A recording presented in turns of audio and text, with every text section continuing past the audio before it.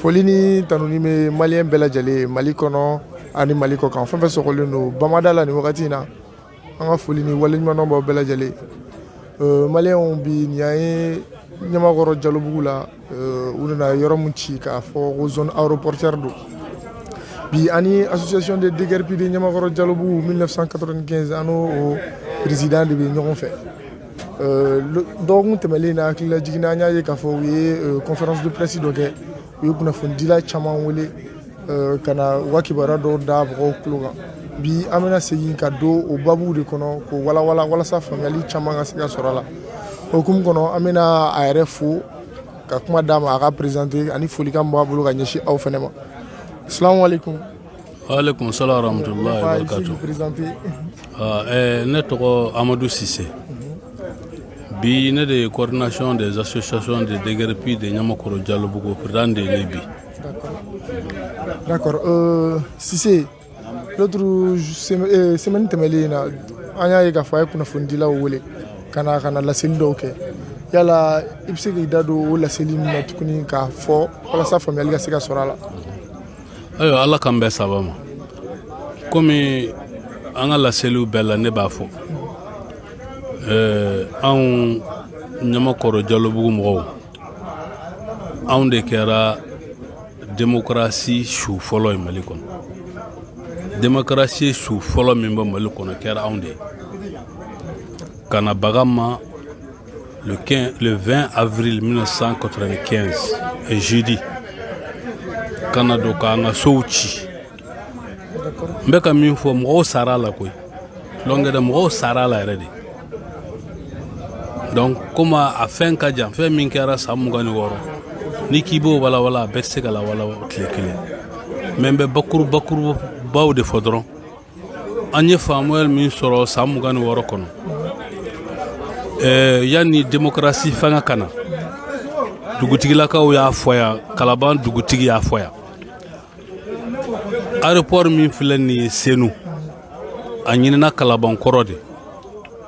Modibo Keyita de y'a ɲini k'a b'a kɛ k'hamdalayi aéroport bɔya k'a yɛlɛmɛ yan o kɔfɛ Musa nana Musa y'a sɔrɔ a ɲinana Kalabankaw y'a di Modibo de ma Musa tɛ donc aéroport kɛra Musa tile la bɛɛ b'a kalama maintenant démocrates nana k'u bɛna aéroport k'u bɛna labɔ n ye or que an ye faamali min sɔrɔ ni papier min b'an bolo diɲɛ bɛɛ aéroport a dan ye hectare 750 de ye diɲɛ bɛɛ mais u nana ka na an ka yɔrɔw ci yɔrɔ min cira Ɲamakɔrɔ dɔrɔn tɛ dɛ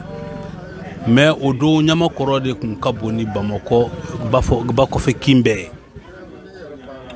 Falajɛ b'a la Senu b'a la Sirakɔrɔ b'a la Gwana b'a la Ɲamakɔrɔ b'a la Kalabankura b'a la yɔrɔ minnu cira mais waati y'a sɔrɔ yɔrɔ ninnu bɛɛ caman kun ye espace de mais ka duw yɛrɛ ci duw jɔlen ci ka écolesow ci i ɲɛ b'a misiriw yɛrɛ jɔlen na o y'a sɔrɔ misiri ninnu bɛ yen fɛn bɛɛ tun b'an bolo o waati mais u nana bulldozer don a kɔnɔ k'a bɛɛ ci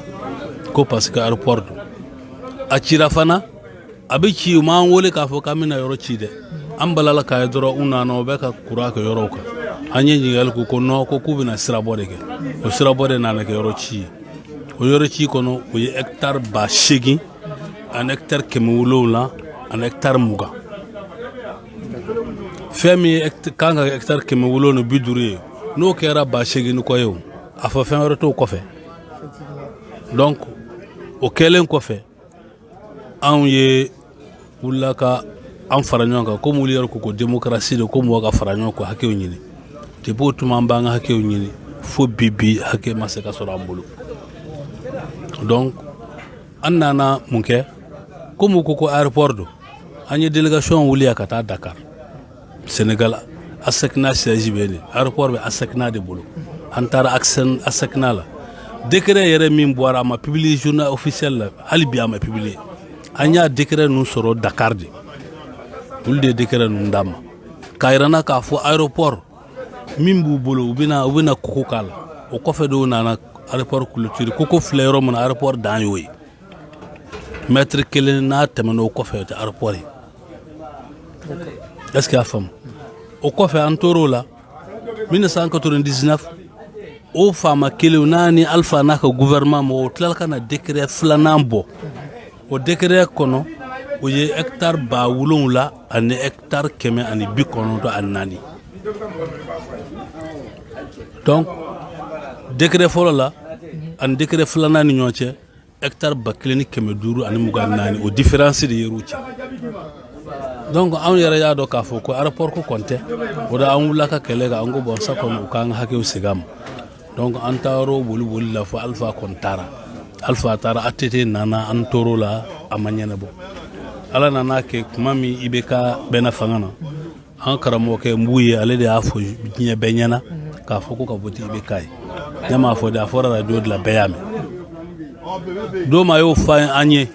an ye assemblée générale kɛ an ka délégation fɛrɛ ka taa Mbuye fɛ an taara kun jumɛn na an y'a fɔ Mbuye n ko anw tɛ vote IBK ye a ko mun na ko an ko parce que IBK de y'an ka du ci a ko non ko an kana kɛ ten ko don min du bi ci IBK kun ye premier ministre de donc fanga bɛɛ kun t'a bolo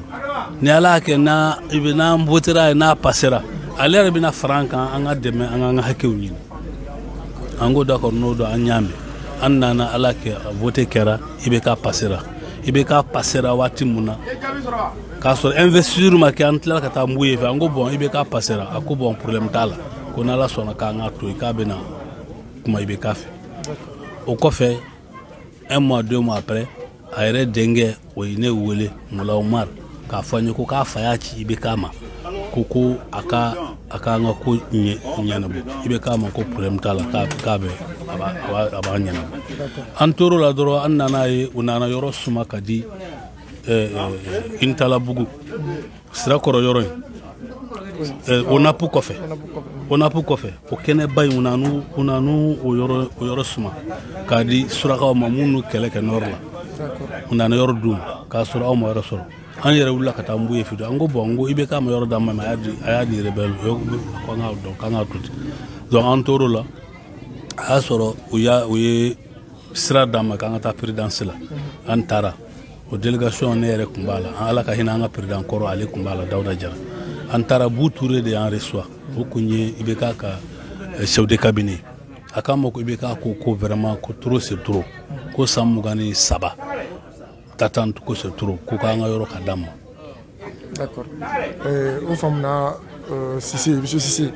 d'accord sisan an ɲɛ b'a la k'a fɔ k'aw bɛ kɛlɛ mun na n'o ye aw ka yɔrɔ ka segin aw ma k'aw segin aw ka droit kɔnɔ n'o de y'aw ka kɛlɛ fanba ye an ɲɛ b'a la k'a fɔ ko gɛlɛya misɛnninw gɛlɛya don ka kɔrɔ mais an ɲɛ b'a la gɛlɛya misɛnninw b'a senkɔrɔ k'a sababuya kɛ a fɔra ko association min yɛrɛ bɛ yan n'o tun ye DGRP ye ko o yɛrɛ ye 2 ye kɛnɛ in kɔnɔ yala i bɛ se ka mun sɔrɔ ka fɔ an ye o hukumu kɔnɔ. Bon min ye o yɔrɔ ye ne ka porte parole bɛ yan n bɛ yamari dɔ ale ma ale ko yɔrɔ in wala mɔgɔ k'a faamu est-ce que a faamu voilà. Ok problème foyi t'a la o tɛmɛnen kɔfɛ nana ani ale ka se ɲɔgɔn ma ani e bɛna continuer d'accord o donna conférence la dugutigilakaw bɔra olu kumana an y'a ye k'a fɔ ko u nana olu ko k'olu b'aw de soutenir à 100%. Ça n'a pas gagné. Mali charia, est-ce que Mali charia avec du dans la camp batobli ou du walu batobli? Bon, peut-être qu'à ben adamene sisa. Sinon, follow la dugutigi yere uma umuka sira mine quoi. Muka sira mine mouye. Mgoti kana dugula ka dugutigi ignoré. Ni yo kedoro ba sura bora dugutigi yere la. Ni dugutigi yere kunye nyomene follow la comme 600 fanga tse ka fenga ka soro ulu sagona kotew. Tu as vu mais comme nye ko be na watido. Uli yere ya famu. On sigira nyama koro ya ante yanka yo. Mama be abe anyanga yoro san dugutigi la kaw de bolo. O wati fana ya soro dugutigi la kaw beba de droit coutumier bu bolo. Asane ko fe antla kata mairie la kata carnet de famille to bambolo. Yani yoro ka jo angatla ka yoro jo. Mais état mo be jatemena donc au corps de état ma dugutigi yere de mu la de fin mais si ça comme yere ya famu ils sont revenus à la charge donc yere ba fa ku ju joro la donc nous ju joro la ka ta la fa ambe fan kan fait. D'accord, OK. Merci Cissé Amakla kana mais ani porte-parole bina oren jam balmage assalamu alaikum. Wa alaikum salam wa rahmatullahi ta'ala wa barakatuh. D'accord, balmage anay Cissé bora ñona sisa moy awa président akuma kiri aga porte-parole ko ñingal do be ko ka temmi la ka bo yamara de imam mais avant ça am fait qui présenter mado chama bi don mais albi qui présenter bunuti don wala sawlu fena ka do yé join. D'accord. Ne tɔgɔ ye Nanko Boubacar Samake. Ye coordination de déguerpi de Niamakoro Djolobu porte-parole ye. Donc o de lo quoi. D'accord. O tɛmɛnen kɔfɛ an y'a ye k'a fɔ aw bɛ kɛlɛ mun na o ye ka aw lasegin aw ka hakɛ kɔnɔ ka d'a kan aw ka yɔrɔw cira o kɛlɛ kɔnɔ an ɲɛ b'a la gɛlɛya dɔw b'a kɔnɔ parce que depuis a daminɛ gɛlɛya don mais gɛlɛya dɔɔni b'a kɔnɔ ka d'a kan aw tun bɛ groupe mun na groupe in farala fila ye groupe in cira a kɛra groupe fila ye d'accord e bɛ se ka mun sɔrɔ ka fɔ an ye o hokumu kɔnɔ. Bon alhamdoulilah ni ye nin question ɲininkali kɛ ne la n bɛ nisɔndiya n'a ye kɛlɛ in an ye kɛlɛ in sɔrɔ président banbagatɔ min fɛ o ye Dawuda Jara ye ala ka hinɛ la Dawuda Jara a ye anw la na kɛlɛ kɔnɔ ne yɛrɛ n bɛ kuma kan fitinin fɔlɔ n b'o yamaruya ɲini parce que dɔ bɛna f'i ye ko ne yɛrɛ ti déguerpi effectivement ne ti déguerpi ne bɔra association min na o ye union de UACDD ale bɛ jamana in kɔnɔ a bɛ fantanw ka hakɛ de défend Dawuda min fatura o de tun ye UACDD président vice président ye donc Dawuda ne yɛrɛ ka baara taabolo de ye Dawuda yɛrɛ diya kosɛbɛ a ko ma bɔ ale bɛ ne nati a ka kɛnɛ kɔnɔ ka d'a kan a ka cidenw ka dɔgɔ a b'a dɔn n'a nana ne ɲɛ n b'a dɛmɛ tiɲɛ sira kan donc Dawuda nana ne ye a ye nommé ka k'a ka commission de travail président ye ka k'a ka jeunesse président ye ka k'a ka porte-parole ye donc a ye nin poste saba kalifa ne ma donc ne de tun bɛ Dawuda ka kɛlɛ kɔlɔsi a bolo pour que mankan kana don a la donc an nana ye waati la Ibrahim Samake a fatura an b'a fɔ ala ka hinɛ na ale tun ye Dawuda ka secrétaire général ye Umaru Konta o de tun ye Dawuda ka adjoint ye donc Dawuda tun ye président ye coordination président ye donc i b'a ye waati min ni an ye bɛn'a kan ka sɛbɛn dilan n'o ye procréation ye k'a di Abdoulaye ma n'o ye Abdoulaye Kulubali ye a dɔnnen bɛ min na o ye kunsigibani mɔgɔ caman b'a fɔ Abdoulaye kunsigibani donc procuration dira o de ma ale ye géométrie de ye donc procuration dira ale de ma k'a fɔ a k'an ka morcellement kɛ donc o morcellement siraw sababu la ale nana kɛ sababu jugu ye anw ma parce que a nana Dawuda janfa a ye tɔn janfa n'o ye Abdoulaye Kulubali ye mais Abdoulaye Kulubali yɛrɛ nana Ibrahim Samake ka relation sira de fɛ Ibrahim Samake de ye Dawuda ka secrétaire général ye donc Ibrahim Samake nana n'a ye Dawuda ma sɔsɔli yɔrɔ y'a la Dawuda ma sɔsɔli fɔ a la Dawuda jɛra n'a ye procuration dira a ma donc o kɛra min kɛ a kɛra anw ka géométrie ye donc o de nana don janfa la a ka wele sera Dawuda ma don min a taara Dawuda fɛ yen a yɛrɛ y'a fɔ Dawuda ɲɛna k'a bɛ terrain 100 di Dawuda ma pour Dawuda Jara dugukolo 100 fantanw b'u ka hakɛ ɲini na ale bɛ dugukolo 100 proposer Dawuda ma ka da kun jumɛn kan voilà donc a n'o kɛra Dawuda bɛ hawuja dugukolo nɔfɛ ni ala ma sɔn nin minɛ a la donc a bɛ fara ale kan donc Dawuda kɔ jama yɛrɛ ale bɛ olu namara Dawuda se ka fɛn fɔ parce que a ye Dawuda da mun ni terrain 100 a ka laɲini tun y'o de ye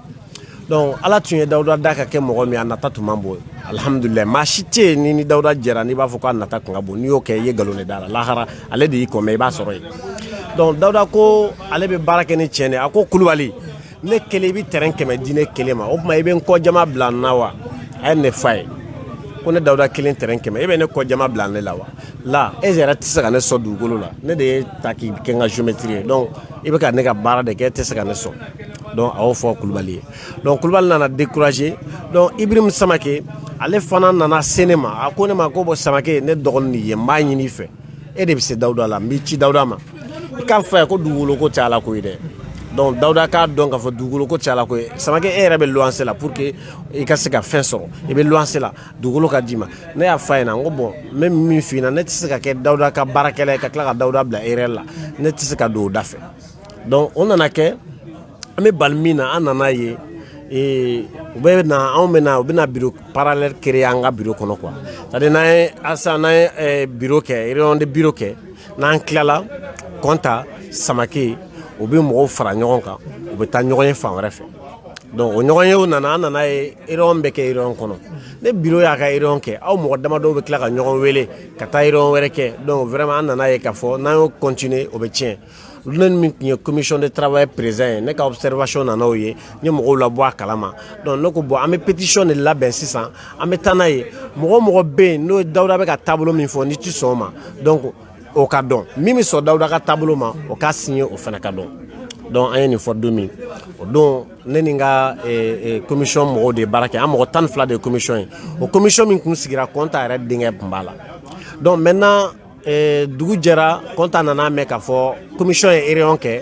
bon a fɔra ko pétition bɛna kɛ donc Konta nana ko Samake i ye kuma min kɛ kunun n'o ye pétition ko ye an ti don a la dɛ an ti don a la ne ko Konta mɔgɔ jagoyalen tɛ ka pétition in signer quoi c'est à dire minnu bɛ Dawuda ka pour la ni olu ti fɛ ka kalabanciya kɛ u ti fɛ ka yuruguyurugu kɛ olu de bɛ pétition in signer an bɛ fɛ k'a dɔn kɛrɛnkɛrɛnnenya na jɔn bɛ Dawuda ka pour la jɔn t'a ka pour la parce que o y'a sɔrɔ an ye assemblée kɛ assemblée a décidé k'a fɔ an ye procès verbal kala an ye Ishe wele ka na Ishe ka a ka procès verbal kɛ donc an nana ye mɔgɔ minnu bɛ assemblée a décidé mɔgɔ minnu bɛ yɔrɔ k'a dan ma olu ka bɔ a la donc an nana pétition o hakilina de la donc Konta ko k'a t'a signé donc mɔgɔ minnu ko k'u t'a signé n'u bɔra a la donc an ko bon ninnu bɛ na yɔrɔ k'u dan ma n'an ka yɔrɔ kɛ u bɛ wuli ka taa yɔrɔ kɛ pétition in signéli fɔlen Konta ni Ibrahim nana mankan wuli bureau kɔnɔ n'o don ko ka commission yɛrɛ ci ko commission kana kɛ yen donc o la président min banna n'o ye Dawuda ye Ala ka hinɛ na a n'a ka jama ko non commission bɛ baara kɛ a kɛcogo la commission tɛ ci donc bɛɛ nana jɛn n'a ye ko commission tɛ ci n'a kɛra olu mɔgɔ damadɔ ye assemblée nana jɛn n'a ye ko commission tɛ ci olu mɔgɔ damadɔ ko ka commission ci parce que commission bɛ baara kɛ cogo min o t'olu arranger donc o de la u bɛ to ka yɔrɔ k'u dama ma an ye assemblée ye décision min ta ko k'u bɔ bureau la an y'u bɔ bureau la mais an m'u gɛn an ma maa si gɛn maa si ma bɔ dɛgɛripiya la maa tɛ se ka bɔ dɛgɛripiya la mais karisa e de bɛ yen e ka baara ye i bɛ fɛ ka janfa kɛ an bɛna réunion min kɛ réunion de bureau kɔnɔ n'an tilala e bɛ jamakulu wɛrɛ fara ɲɔgɔn kan e bɛ taa o réunion k'u dama an ye mɔgɔ 11 de lajɛ o mɔgɔ 11 u bɛ bɔ bureau kɔnɔ an ye assemblée min kɛ ni jama jɛra k'a décider o mɔgɔ 11 de bɔra bureau kɔnɔ a bɛɛ tɔgɔ n'a jamu n'a ka poste bɛ yen donc u bɔlen bureau kɔnɔ an y'u remplacer min kɛ an ye Ishe ta k'o fɛnɛ baara kɛ donc baara bannen an ko bon sisan aw ni an bɛ jɛ ka assemblée tenir ɲɔgɔn fɛ mais réunion de bureau la vraiment n'aw ti sɔn jama ka hakilina ma aw ka réunion bɛ k'a dama anw n'anw tɛ se ka jɛ ka jama ka intérêt défend tuguni donc o kɛra min kɛ o fɛnɛ ko bon assemblée ko yɛrɛ tɛ olu yɛrɛ de bɛ u ka bureau créer u yɛrɛ donc u y'u ka bureau créer u yɛrɛ Ablaye Kulubali u taara o nɔfɛ parce que o ka laɲini o de terikɛ tun ye Ibrahim Samake u taara ɲɔgɔn fɛ donc ala ye Pleya tun bɛ yen Pleya bɛ Kalaban de Pleya fɛnɛ o ye tun ye cadastre directeur dɔ ye donc ale fana ka baara kɔnɔna na ale Ibrahim Samake fɛnɛ tun nana n'ale ye o de tun ye Dawuda ka secrétaire général ye donc ala ye Pleya ani Ablaye Kulubali u tun ti bɛn mais ninnu bɔlen ko an ka bureau la pour que u ka fanga sɔrɔ Pleya ni Ablaye Kulubali farala ɲɔgɔn kan donc Konta fana a taara Tawulen Keyita nɔfɛ donc a taara Tawulen Keyita nɔfɛ togo bɛɛ la pour que u ka se ka fanga sɔrɔ Tawulen Keyita tun ye DGRP ka président de ye yɔrɔ cilen kɔfɛ donc maintenant depuis 95 yɔrɔ cilen donc Tawulen nana ale y'a ka yɔrɔ sɔrɔ min kɛ Ɲamakɔrɔ kurannin na donc ale ko a tɛ se ka jama défend bilen ale ko ale b'i ta minɛ ale tɛ se ka jama défend a y'a ta sɔrɔ min kɛ a ye jama labila donc sisan Tawulen taara a ye min k'o kɔfɛ a bɛ san 18 bɔ a ma na kɛnɛ in kɔnɔ yan donc o kɔfɛ de komi sisan mankan kɛra Konta yɛrɛ tun tɛ fɛ ka Tawulen y'a ɲɛ la Konta bɛ fɛn fɛn fɔ anw ka kɛnɛ in kan yan waati min na Tawulen kɛlɛlen kɔfɛ Tawulen kelen k'a ba yana a enregistrement b'anw bolo donc Konta tun bɛ min fɔ Konta de tun b'an ka assemblée tenir ale de tun bɛ kuma jama la Konta tun bɛ min fɔ Tawulen ma an bɛɛ tun bolo b'a la mais komi a kɛra janfa ye sisan u taara Tawulen wele ka na n'a ye n ye Tawulen ka kuma la mais Tawulen nana yan ko ale y'a ta sɔrɔ wa Ɲamakɔrɔ ale b'a ta sɔrɔ tuguni parce que ale y'a ta sɔrɔ a taara wa u taara ale wele ka na de a b'u défend donc o taara fara u kan u ye dugukolo namaratɔw dugukolo yuruguyurugulaw u ye géométrie ta ka fara u yɛrɛ kan ka se ka dugukolo taraki ka dugukolo tɔnɔmada mɔgɔw ye k'a feere ka jagokun kɛ k'a feere u y'a feere de i bɛ mobili tigi fɛn fɛn nin jɛkulu la ninnu nɔfɛ u ye dugukolo feere a bɛɛ ma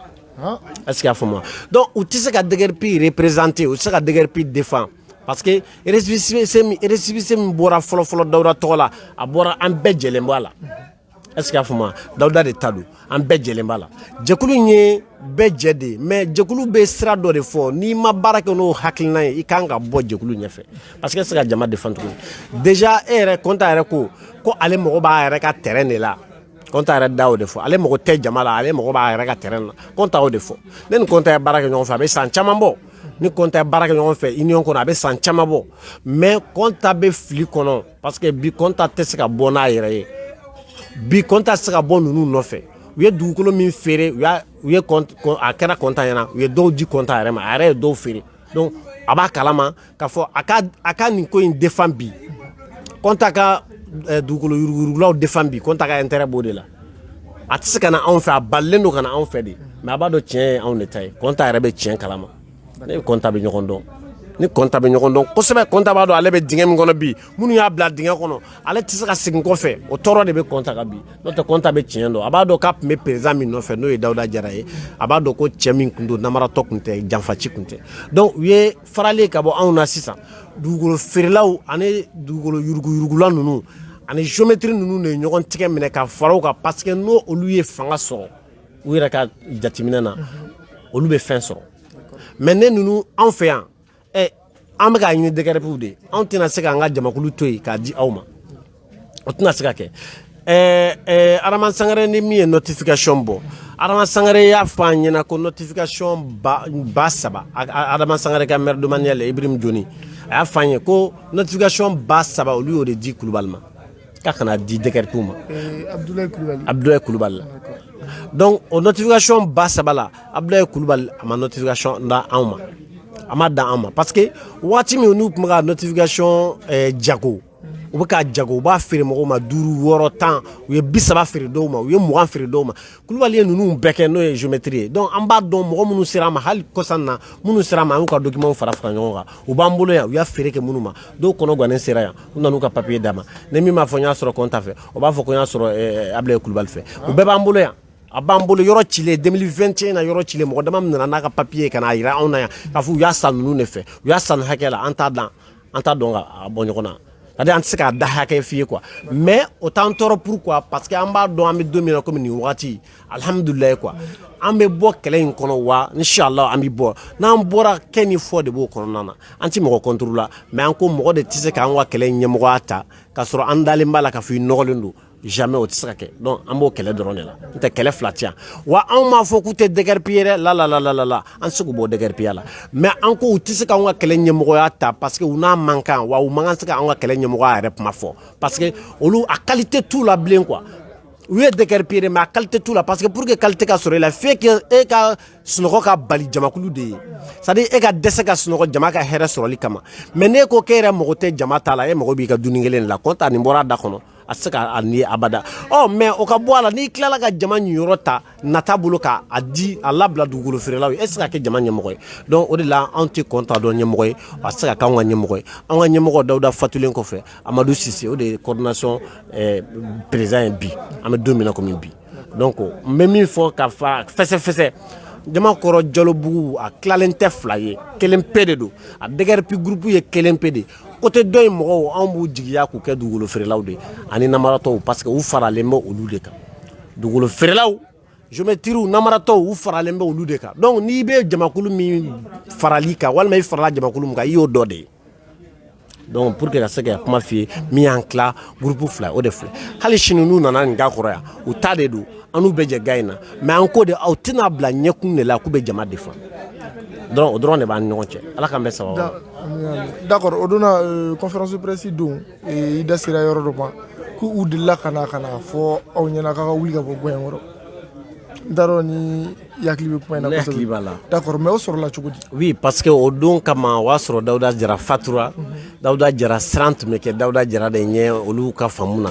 donc Dawuda fatura o ma mɔgɔ ye yan o waati mɔgɔ min bɛ se k'olu bali ka se ka kɛ nin yɔrɔ in na an sigilen filɛ yɔrɔ min na ka kotigiya ta yan donc olu kun ɲɛ ci Dawuda kɔfɛ olu ɲɛ kun t'o mɔgɔ la c'est pour cela u kɛlen ka Tawulen wele ka na Samake fatura u ye Tawulen wele Dawuda fatura Samake fatura donc u ye Tawulen wele Tawulen nana o faralen bɛ kɔnta kan donc olu yɛrɛ ka faamu na Tawulen komi waati jan tɛmɛra a tun bɛ fɔ Tawulen ma président DGRP kɔnɔ donc sisan komi Dawuda fatura Tawulen bɛ kɛlɛ in ɲɛdɔn n'u taara Tawulen nɔfɛ ka na Tawulen bɛna se ka anw bɛɛ gɛn ka bɔ ko in kɔnɔ donc u nana n'o jigiya de a don Tawulen yɛrɛ nana maa min tun bɛ ka kuma la sa a don o de ye ne a nana ko a ye wuli ka bɔ yan a ye wuli ka bɔ yan a wuli a nana ga kɔrɔ a k'o fɔ quoi ne yɛlɛla la de parce que ne y'a ye ni kodɔn ni faamu ye mɔgɔ la bɔ fɛn dɔw bɛ yen i t'o kɛ quoi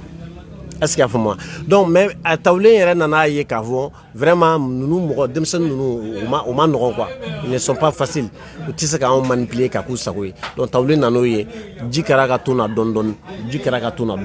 donc dɔw u nana ni force min ye u mɔgɔw tun bɛ ka na yan tigiya ta jagoya de a bɛ tugu anw kɔfɛ jagoya Dawuda tɛ balo la tuguni u nana o de kɛ mais u ka da la k'a fɔ ko kuma bɛɛ ni sanba nana ni san tigɛra ngɔmi de bɛ yen donc fo k'o de faamu Dawuda ka jama la yan Dawuda ma kulonkɛ quoi a y'anw kalan fɛn dɔ de kɛcogo la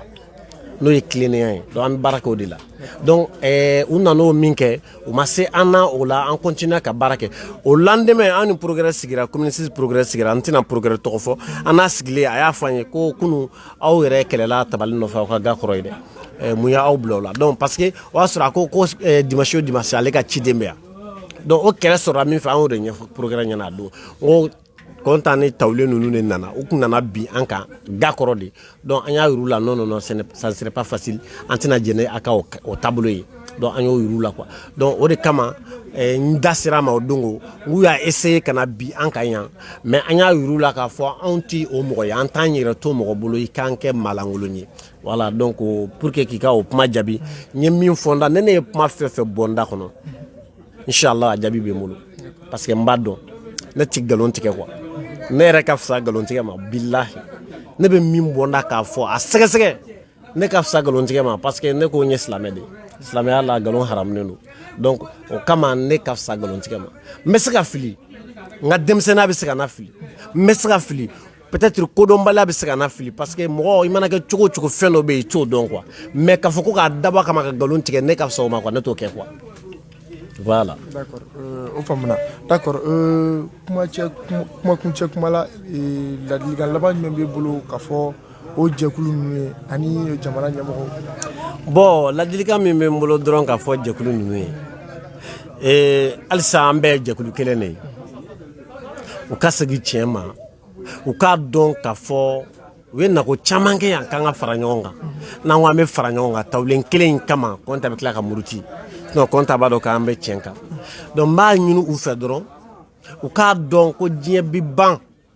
u k'a dɔn ko mɔgɔ fin ka kɛwale de bɛ baara k'i kɔfɛ san 200 i salen kɔfɛ u k'a dɔn k'u ka taabolo i bɛ ka kan ko min kɛ tan c'est à dire a bɛ tugu i bɔnnaw kɔ san 100 kɔfɛ donc u ka segin kɔfɛ u ka nkalon dabila u ka bɔ nkalon kɔnɔ u ka na tugu tiɲɛ kɔ u ye DGRP de wa u ti bɔ DGRP kɔnɔ donc n bɛ min fɔ gouvernement ye o de ye halisa alhamdulilayi gouvernement minnu bɛ yen bi kumaɲɔgɔnya b'an n'u cɛ o m'an kungo dilan fɔlɔ mais a dilanni dusukolo n'a hakilina b'u la donc n b'a ɲini u fɛ halisa u ye tiɲɛ dɔn ka ban u ka fantanw bila u ka hakɛ minɛn kɔnɔ yaasa don dɔ la Ala bɛ se ka hɛrɛ kɛ jamana in ye parce que jamana in ka degun bɛɛ tɛ Ala nɔ ye jamana in ka degun caman ye maa tɔɲɔ bonyalen don se tɛ min ye bi bɛ k'o de ka waati bɛɛ lajɛlen na n'i y'a lajɛ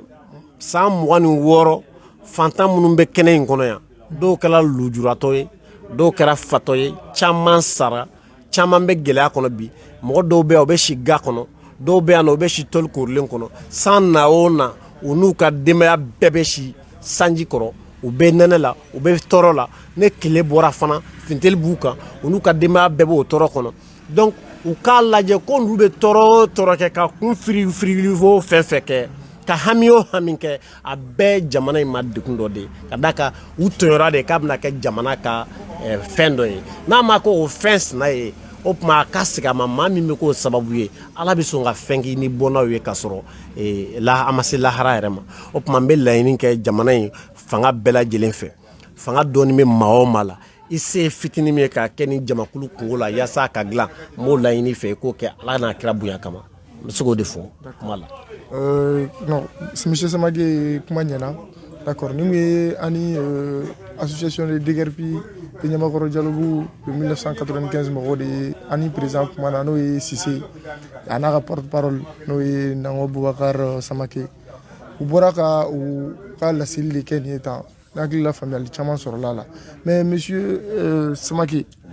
i ka kuma kɔnɔ sisan n ye kuma dɔ mais bon ni n panna kunna lamɛnnikɛla jɛkulu caman t'a faamu i ko ko u y'a essayer ka segin ka na a y'a essayer ka segin ka fara ɲɔgɔn kan siɲɛ caman ko mais ko tawule ka ko de b'a to kɔnta bɛ muruti yala olu bɛ na cogo jumɛn na an k'o kɛ kuma laban ye. Très bien question in diyara n ye kosɛbɛ n bɛ ala tanu question in poseli la ne kunna u nana siɲɛ caman an sigira ka kuma yanni yɔrɔ yɛrɛ cili cɛ an nana f'u ɲɛna k'a fɔ an ka fara ɲɔgɔn kan fanga yɛrɛ de y'a laɲini an fɛ ka fɔ an ka fara ɲɔgɔn kan n'o ye Mali gouvernement ye an bɔlen ɲɔgɔn na ta o tɛ fɛn ɲuman ye an ka fara ɲɔgɔn kan an taara yɔrɔ o yɔrɔ dɛmɛ sira kan a y'an dɛmɛ an kungo ka dilan u y'a fɔ a ye ta fara ɲɔgɔn kan donc an y'o fɔ an ka assemblée la an y'o f'u yɛrɛ ye donc u jɛra n'a ye parce que a fɔr'u fana ɲɛna k'a ye na fara ninnu kan donc u nana k'an ka fara ɲɔgɔn kan an ko an jɛra n'a ye mais jɛ kɛra ni bɛɛ ka nali de fara ɲɔgɔn kan in kɔnɔ fo n'a kɛra tawule jama bɛɛ k'u tɛ tawule de fɛ bɛɛ ko ka tawulen bɔ a la parce que tawulen nana a y'a ta sɔrɔ a nana waso jamakulu la a y'i jɔ dɛgɛrɛpi jamakulu tɔw cɛ la e tun ye maa minnu ka ɲɛmaa ye n'i y'u janfa k'i ta sɔrɔ ka tila k'u to yen e nana f'u ye k'u tɛ fɛn dɔn wa e y'i ta minɛ i y'a feere wa i bɛ tila olu yɛrɛ bɛ ka yɔrɔ min ɲini n'o ye Ɲamakɔrɔ dugukolo e bɛ tila ka min sɔrɔ u yɛrɛ t'o sɔrɔ a y'o f'u ye donc o kama cɛkɔrɔba si tɛ yan jɛkulu kɔnɔ min bɛ tawulen fɛ a denmisɛnnin silamɔgɔ si tɛ yan jɛkulu kɔnɔ min bɛ tawulen fɛ donc o de kama jama ko an bɛ se ka bɛn mais an tɛ fɛ ka tawulen ye a ka yɔrɔ tiɲɛ donc bɛn kɛra a la kɔnta ko problème t'a la tawulen yɛrɛ bɛ bɔ a la tun y'o fɔ a ka kuma kɔnɔ mais après a taara a seginna ka na a ko non bon nin bɛnɲɔgɔnya in kɔnɔ ni tawulen t'a la vraiment ale yɛrɛ tɛ quoi mais jama tɔw ma jɛn n'a ye donc u tɛ se ka fara an kan quoi an ko problème t'a la donc a bɛ taa fɔ tawulen ko an ko a tɛ se ka fara an kan